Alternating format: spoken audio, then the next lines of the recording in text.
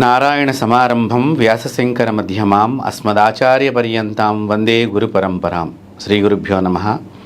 శ్రీమాత్రే నమః.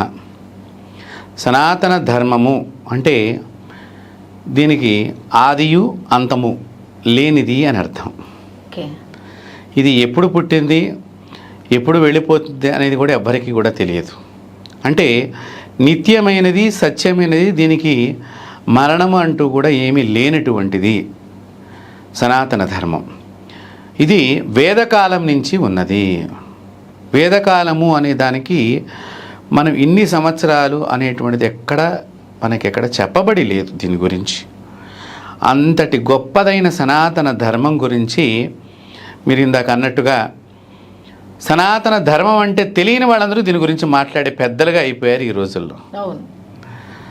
ఈ పెద్దలు వారి నోటికి ఏ మాట అయితే రాకూడదు ఆ మాటను మాట్లాడి దీన్ని కించపరచటము, దీన్ని అవమానపరిచామనేటువంటి వాళ్ళు జబ్బలు చరుచుకోవటము, ఆనందపడటము, వారు చేసేటువంటి ఈ యొక్క ప్రక్రియలో సనాతన ధర్మానికి వచ్చిన నష్టమైతే ఏమీ లేదు. ఒకటి ఏంటంటే సనాతన ధర్మం ఎప్పుడు కూడా ఒకటే చెప్పింది, శాస్త్రీయంగా సంప్రదాయాల్ని పాటించండి. సంప్రదాయాన్ని పాటించడం వలన మీరు ఎప్పుడూ కూడా ఆనందమైనటువంటి, సుఖవంతమైనటువంటి, ఆరోగ్యవంతమైనటువంటి జీవనాన్ని పొందగలుగుతారు.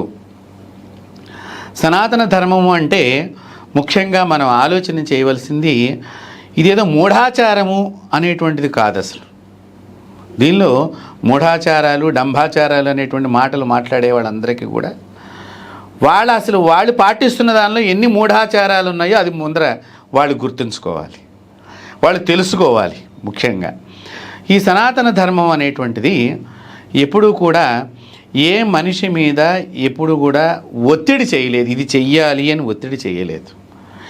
నీవు గనక దీన్ని పాటించినట్లయితే దాని నుంచి వచ్చేటువంటి ఆనందాన్ని నీ కుటుంబము, నీ తదనంతరం వచ్చేటువంటి నీ వారసులు దాని ఆనందాన్ని అనుభవించటానికి ఉపయోగపడుతుందే తప్ప ఈ ధర్మము నువ్వు ఆచరించినా ఆచరించకపోయినా ఆ ధర్మం అలాగే ఉంటుంది. ఎలాంటిది అంటే మీకు ఒక ఉదాహరణ చెప్తాను. ఇప్పుడు ఎండాకాలం వస్తే ఎండాకాలంగా ఉంటుందా, శీతాకాలంగా ఉంటుందా? ఎండాకాలంగానే. కాబట్టి సనాతన ధర్మం కూడా అదే ఉంటుంది. అది ఏ కాలానికి మారదు.